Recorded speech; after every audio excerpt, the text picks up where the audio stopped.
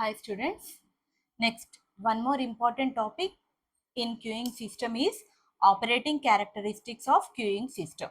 This is also a 10 marks question.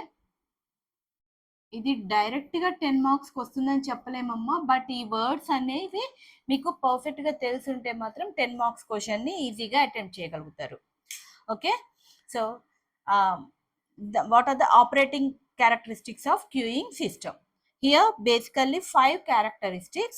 Among these 5, ఈ fifth characteristic మన ఎగ్జామ్లో అడిగినా అడగకపోయినా మనం చేయాల్సిందే. Okay, so that's about first one, expected number of customers in the queue. దీనినే మనము సైజ్ ఆఫ్ ద క్యూ అని కూడా అంటాం, or length of the queue అనొచ్చు. ఓకే, సో నా what is the length of the queue? That is the average number of customers waiting for service. Okay, expected number of customers in the queue అంటే ఏంటి అంటే, ఒక service తీసుకోవటం కోసం in generally ఎంతమంది ఆ లైన్లో వెయిట్ చేస్తున్నారు. That is the average number of customers waiting for service. Average number of customers waiting for service is called as expected number of customers in the queue. Okay, so మరి ఈ service తీసుకుంటున్నాం waiting for service. ఇక్కడ next one ఏంటి? Expected number of customers in the system. అంటే ఇక్కడ చూడండి, ఇప్పుడు మనం ఒక టికెట్ కౌంటర్ తీసుకుందాం, రైల్వే టికెట్ కౌంటర్. టికెట్ ఇచ్చే అతను సర్వీస్ చేస్తున్నాడు, తీసుకునేవాడు కస్టమర్. సో తీసుకునేవాడికి తోడు వెనకాల ఒక 10 మెంబర్స్ ఉన్నారనుకోండి, ఈ 10 మెంబర్స్ అంటే గంటకు ఒక 10 మంది వస్తున్నట్టయితే that is the expected number of customers in the queue.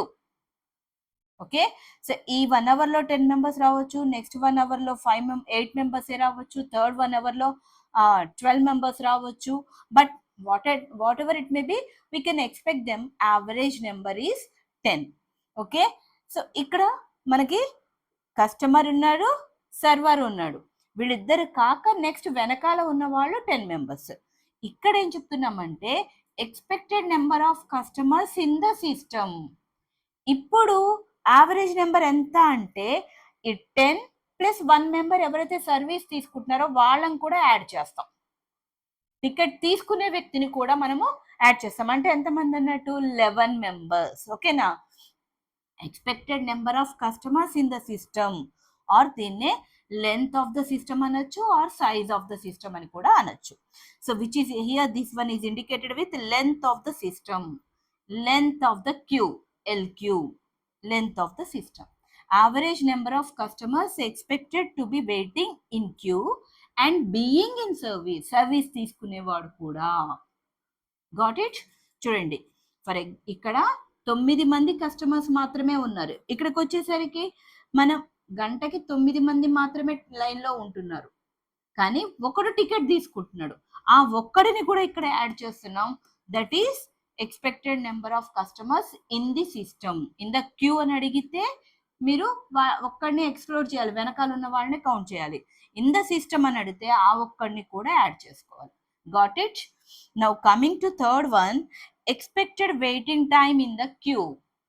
Expected waiting time in the queue.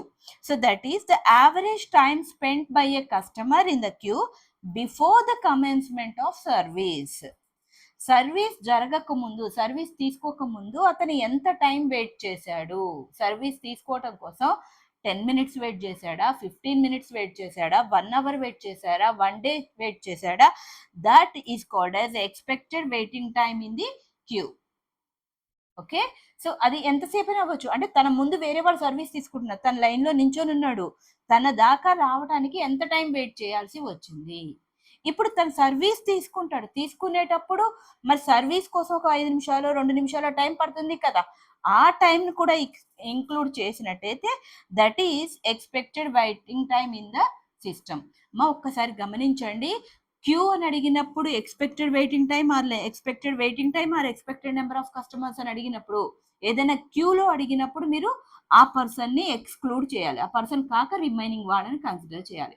అదే ఇన్ ద సిస్టమ్ అని అడిగినప్పుడు ఆ సర్వీస్ తీసుకునే పర్సన్ని కూడా ఇంక్లూడ్ చేయాల్సి ఉంటుంది.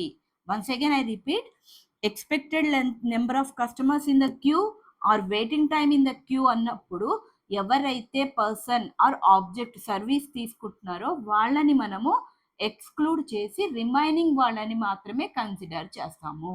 అదే ఇన్ ద సిస్టమ్ అని వచ్చినప్పుడు వాళ్ళని కూడా మనము ఇంక్లూడ్ చేయటం జరుగుతుంది. సర్వీస్ తీసుకునే పర్సన్ ఆర్ ఆబ్జెక్ట్ ని కూడా ఇంక్లూడ్ చేయటం జరుగుతుంది.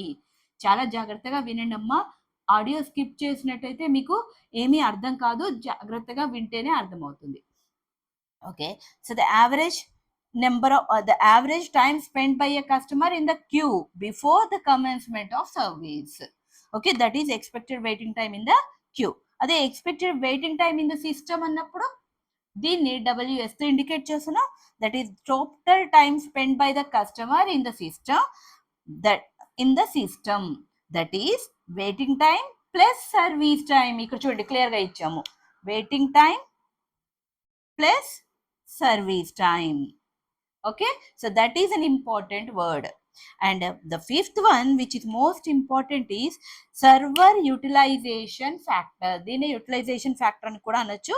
Server utilization factor or fraction of busy period.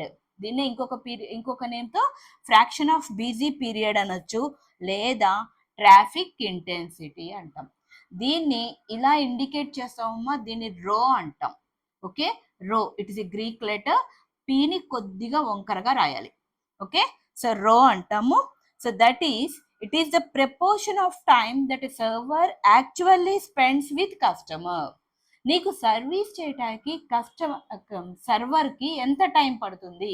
ఇప్పుడు డాక్టర్ దగ్గరికి వెళ్ళావు, నువ్వు డాక్టర్ దగ్గర వెయిట్ చేసిన టైం వెయిటింగ్ టైం అవుతుంది.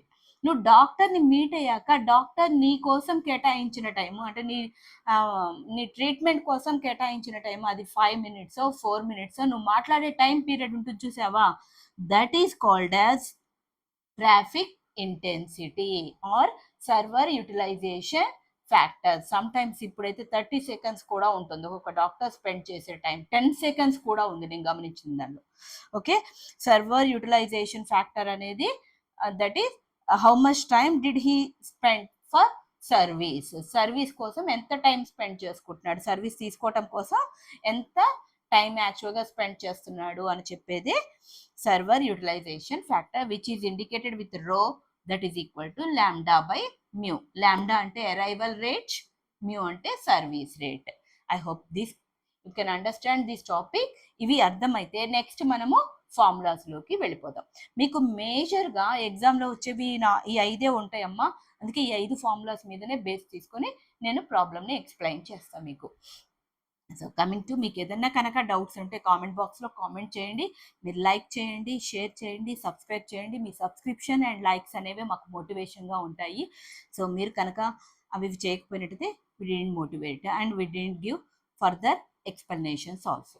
సో నెక్స్ట్, అండ్ మీకు ఎవరైనా డౌట్స్ ఉంటే కామెంట్ బాక్స్లో వెయిట్ చేస్తూ ఉంటాను. From Sharada's learning hub. By.